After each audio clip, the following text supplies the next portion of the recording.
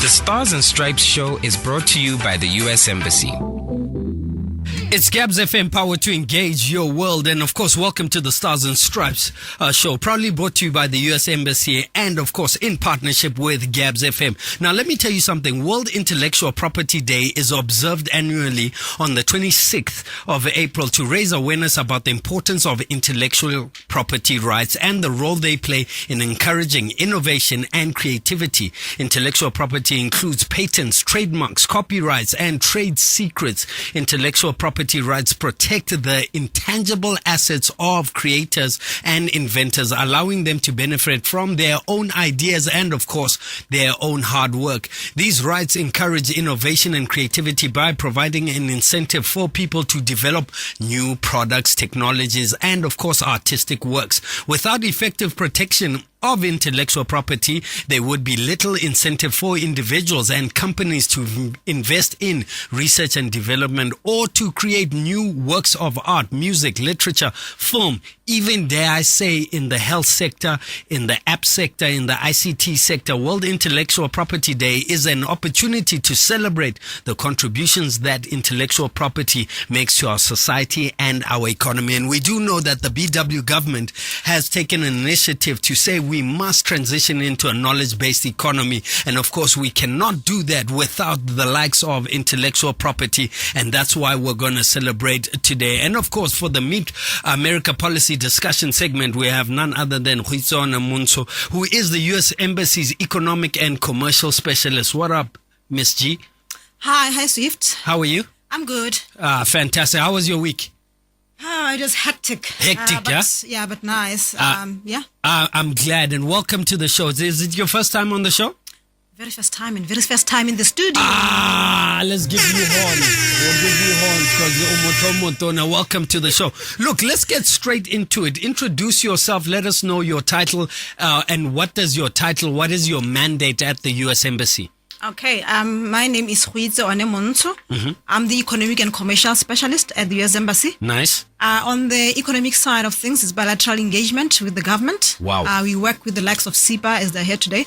Okay. And then on the commercial side, we work with U.S. companies that are looking maybe to invest here or to come and set up their businesses here. Wow. And I'm sure that is such an important role to play in line with intellectual property, trade secrets, how people, how US businesses conduct themselves this side. Yes. Those are that must be protected. Look, let's go into what is intellectual property and why is it worth commemorating. Botswana already said they were like, okay, why is it important to understand intellectual property?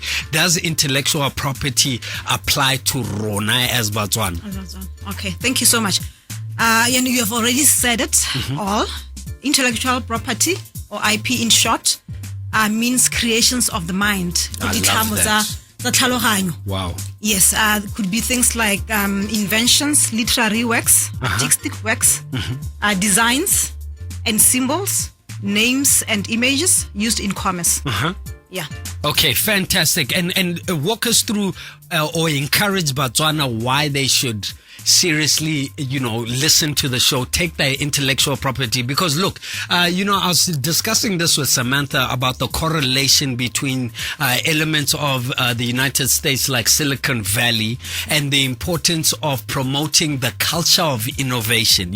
Whether we like it or not, globally, we've been introduced to the fourth industrial revolution. Globally, we've become digital. I've always said the minute that our government is now hosting parliament on Facebook, when that is an indicator of where we are going as a nation. What would you say to Botswana who are listening in line with intellectual property, in line with, understanding what their ideas matter? For example, we come out of a health pandemic, Botswana, we have so many healing properties, and that is intellectual property, and we need to also unearth and unroot that. Speak to me. Yes, and the reason why we celebrate IP or the World IP Day is to educate and to drive awareness of what intellectual property is, because we have realized that a lot of people, a lot of entrepreneurs still do not know what it is about.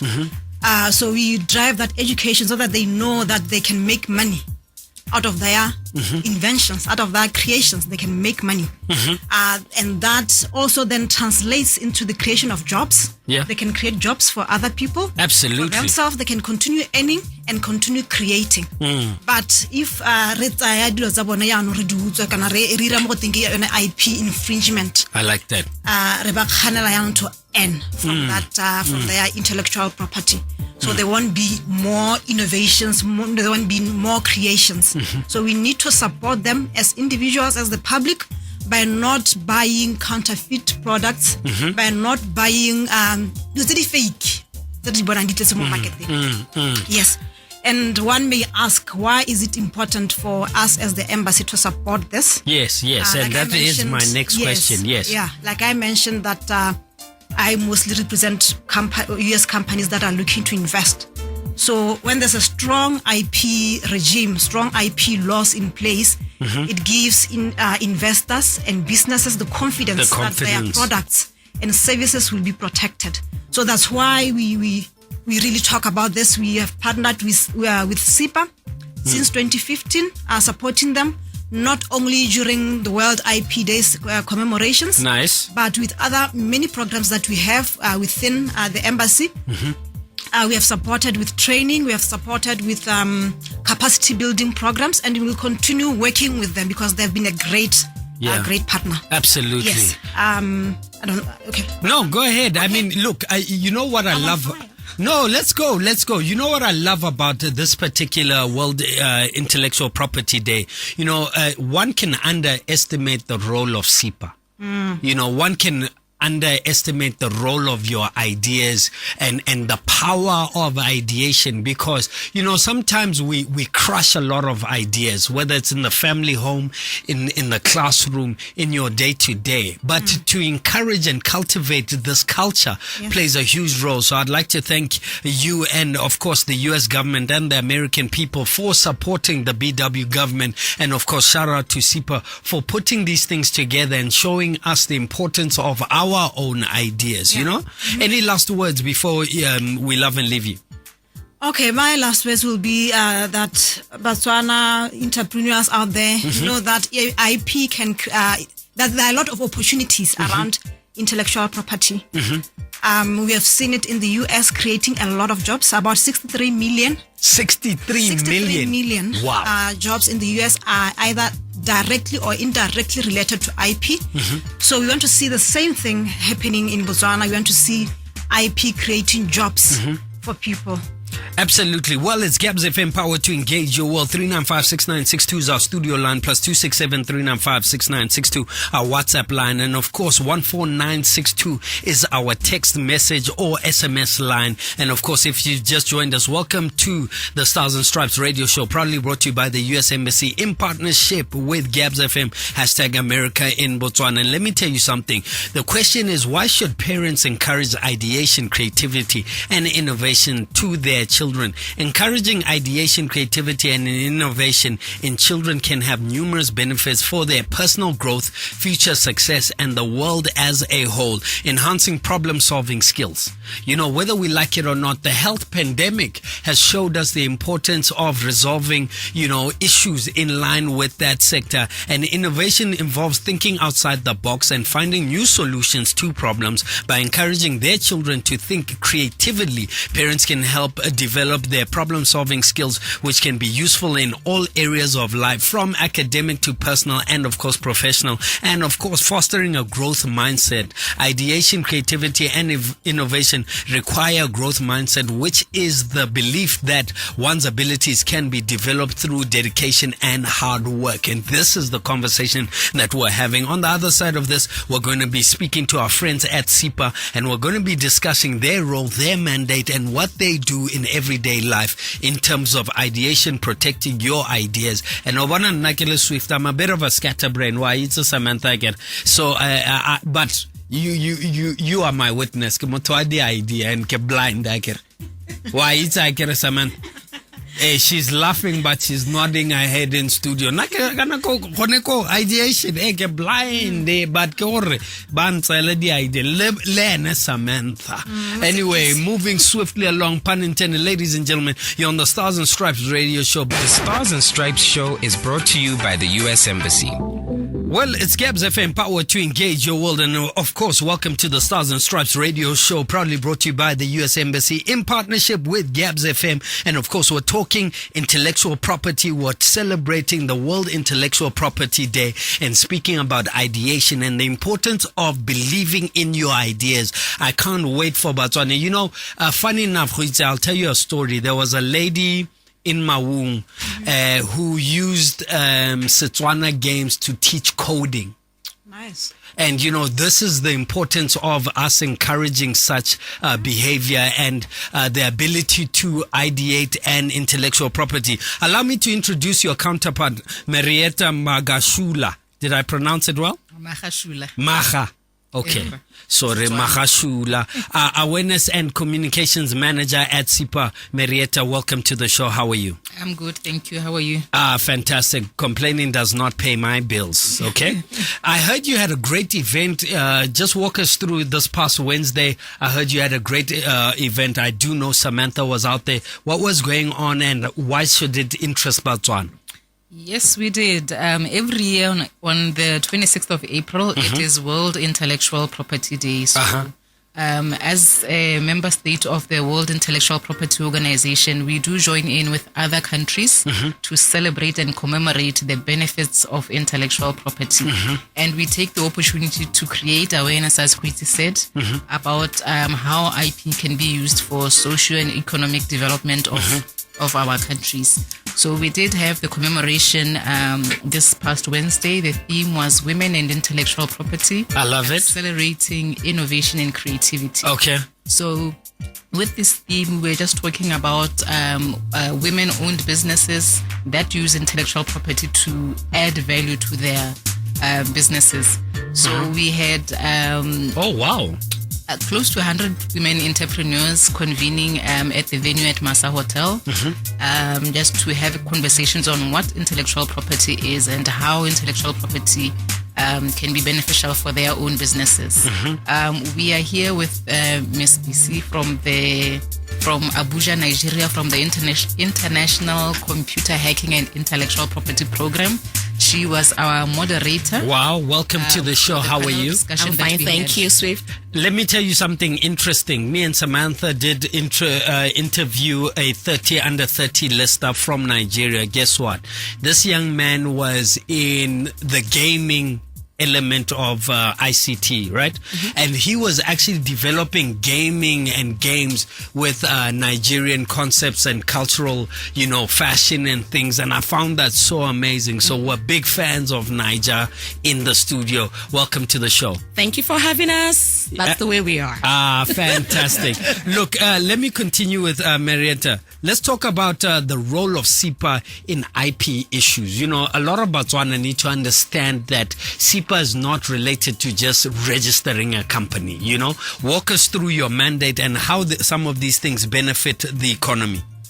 That is correct. As you correctly put it, most Botswana, when they think of SIPA, they think of company registration. But today we are here to say that there is the other half of SIPA mandate, the intellectual property side, which is as equally important in growing the economy of Botswana. So as SIPA, we are mandated to protect and register intellectual property rights within Botswana. And in doing so, we do have two pieces of legislation that we administer.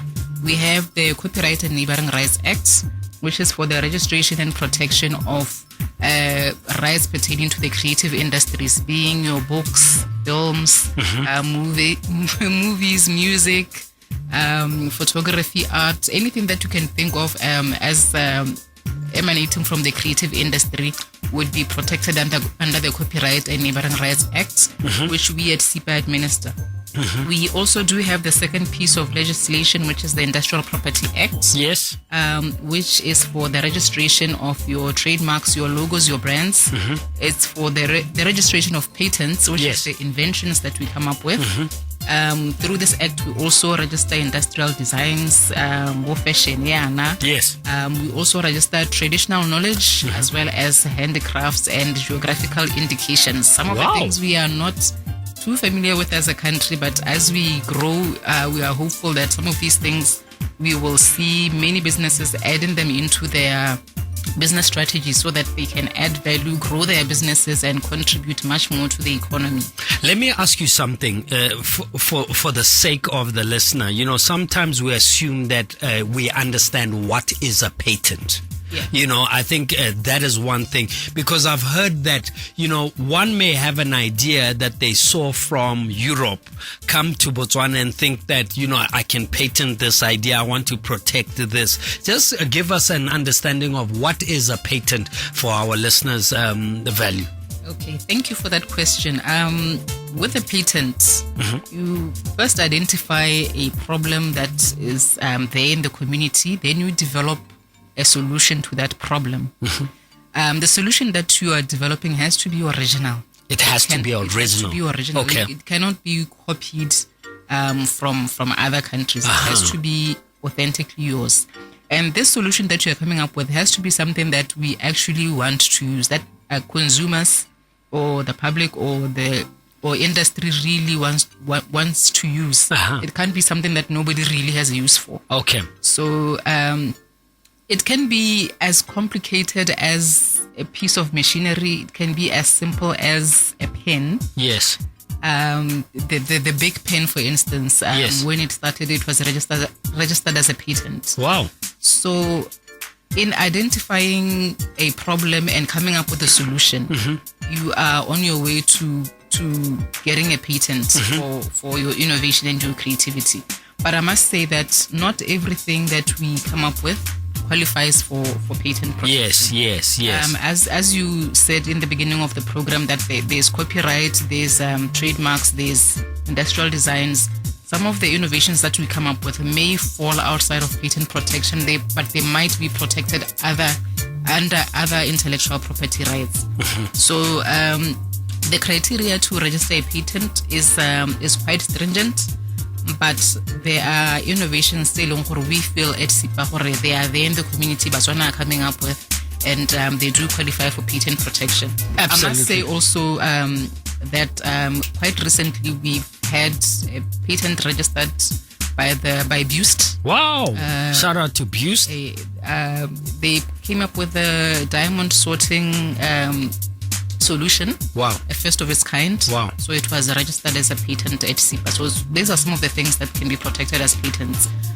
But powerful stuff. That's to say that not everything can be protected as a patent, but whatever idea or innovation that we have, if you think it might qualify for patent protection or any other intellectual property protection, please do come to SIPA to discuss it with us, and we'll let you know which IP right is most suitable for it. Well, it's Gabs FM, power to engage your world. And if you've just joined us, welcome to the Stars and Stripes radio show, proudly brought to you by the US Embassy in partnership with Gabs FM. Let me allow you, please kindly introduce yourself and the role you played with this particular event, including, you know, your view on patents. You know, whether we like it or not, globally, Africa is the place. You know, we're seeing African culture being appreciated in the West. African stories are being... So there's this huge shifting towards Africa, and why we as Africans must understand that intellectual property is something that we need to understand and know how. Walk us through. Again, my name is BC Olabanji, and I'm from the United States Embassy in Abuja, Nigeria. Shout out to Abuja. Shout out to everyone. Yeah. Okay, our program sits at the training side of the entire intellectual property protection spectrum. And so we know that in addition to awareness and in addition to education and all of that gamut, we need to then prepare the people, we need to capacitate the people that would enforce those rights, and that is where we come in. And so our own program is domiciled at Abuja. However, we have the entire Africa as the region where we provide, this training and technical assistance to. And the way that we do them through workshops, we do them, through the sort of engagements that we had with Botswana. And in particular, we spotlight Botswana because, over the 5 years that we've come to engage and interact with SIPA and the U.S. Embassy Gaborone, we've found the appetite, for intellectual property protection. Yes. And in particular, the national IP policy that Botswana passed last year, we're very encouraged, as a region that Botswana was able to get, very high level engagement, right, in fact, from the president, addressing the issues of growing I beg your pardon. Yeah. Don't worry, it's Africa. It's Africa. Yeah. We're one, yes. right? Growing Botswana, to become a knowledge-based economy. And we think that's something to be emulated, across the region. Mm-hmm. Let me speak very briefly, besides the workshops that we do, to address the issue that Marietta was speaking to regarding patents. I have my own personal view, about the area where Africa can show its dominance within the IP space, and I'll get to that in a bit. But before I do that, let me speak to patent. Patent is that thing that gives you an edge globally. It's that innovation, that you are able to showcase and that you can hold for a time, I think it's 20 years, that you're covered for protection. Wow. However, great as it seems, not every invention can meet the 3 criterias for protection. So in order for you to be able to get patent protection, you need to show, like Marietta said, that it is new. And this new element needs to be global. It doesn't mean that it ought not to have existed before, because knowledge is built upon knowledge. So you can pick a body of work, you can go to research institute, and say, what is the state of the art right now? Okay, and so how can I then build on this thing, to make it more functional and more usable? And so the invention must be new in the art. The second is it must involve an inventive step. That means that those who work in the space are able to show mechanically and technically that the steps that is embedded within your innovation has built upon existing knowledge. Third is that it must be industrially applicable, and this is sort of like the limitation to industry. That's where patent comes to, because it must be an invention that can be produced, across industry. So it's not something that is just creativity intangible in your head. It must be something that can be applied.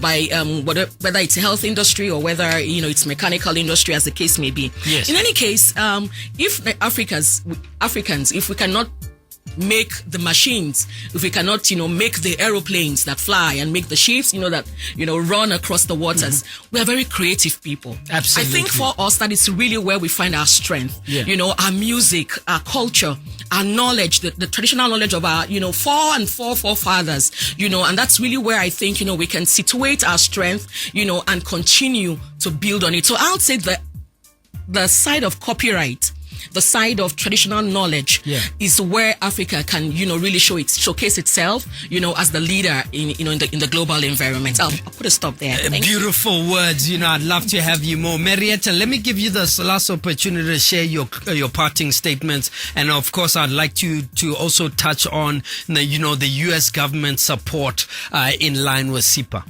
Okay, the U.S. government support has been tremendous. Wow. It has been a really good support system for us.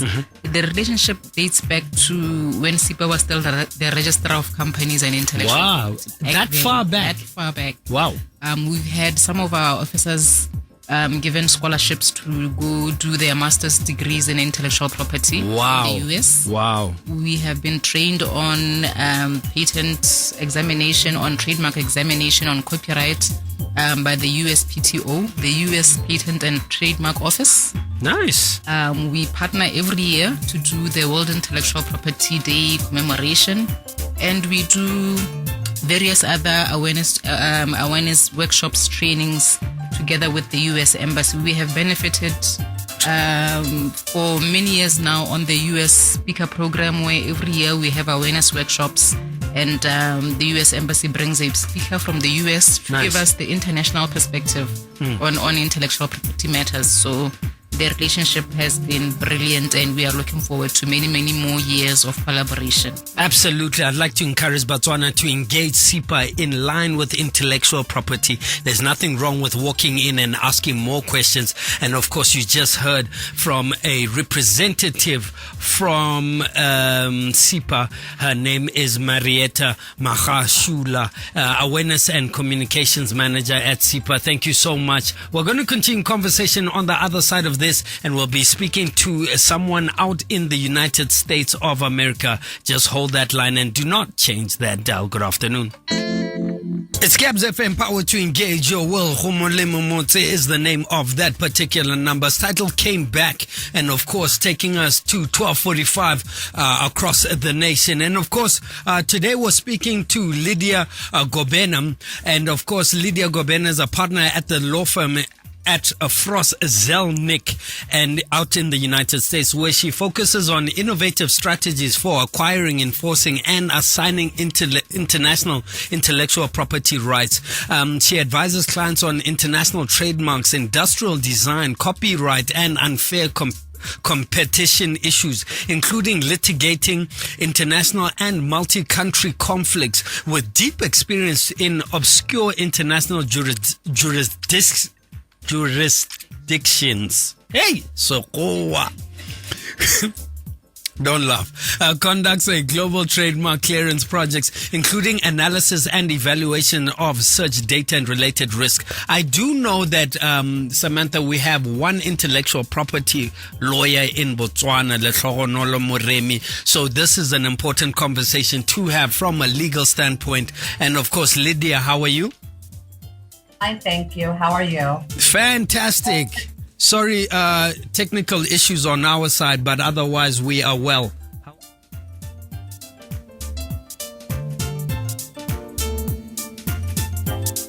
Everything is good. It's pretty early here, but I'm happy to be with you all.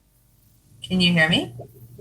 I can hear you. Slightly audible. You're slightly audible, but then you break out. Let's try and see if we can get it in.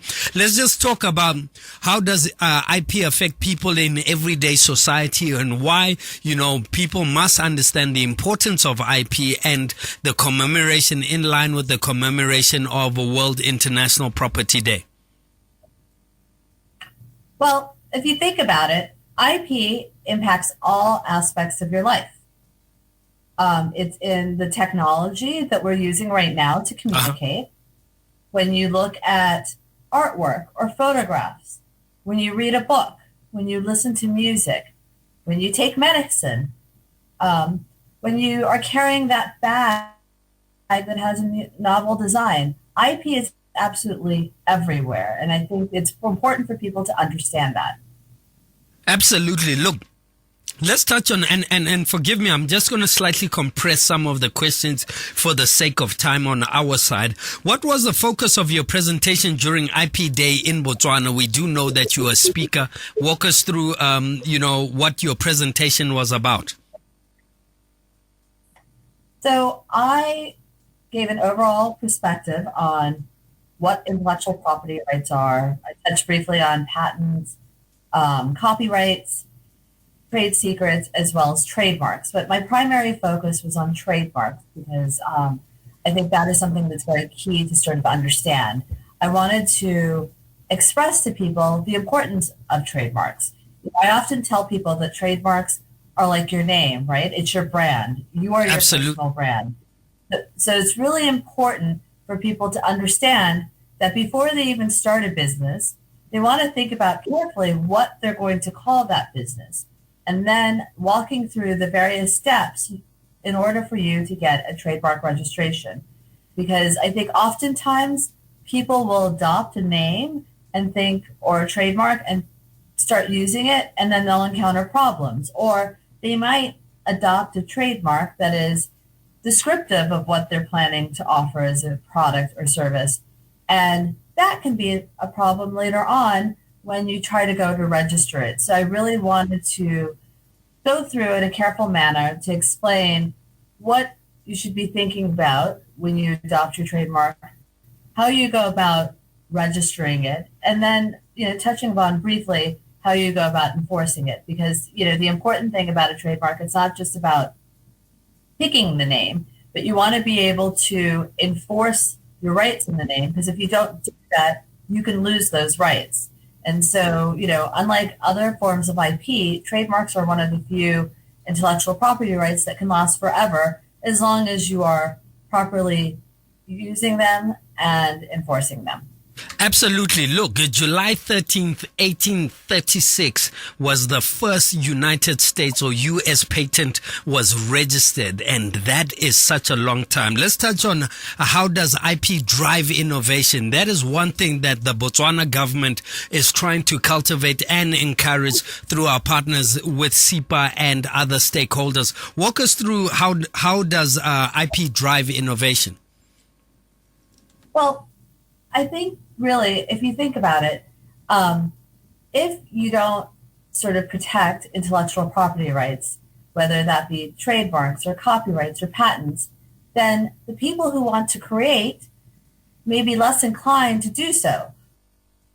Whereas if you have a strong intellectual property regime, then people might want to develop things that are patentable, and they want to be able to make sure that if they've created a patent, that they'd be able to have that exclusive right over the patent for the certain period of time in order to exploit it. And so I think that when you have a regime that really understands that IP rights are important, I think people are more willing to share those ideas. I mean, if you think about it, for example, like with COVID, right, in the COVID vaccine, the fact that you had patent rights made pharmaceutical companies, I guess, more assured or more willing to license those rights to governmental entities and other third parties so those could be manufactured.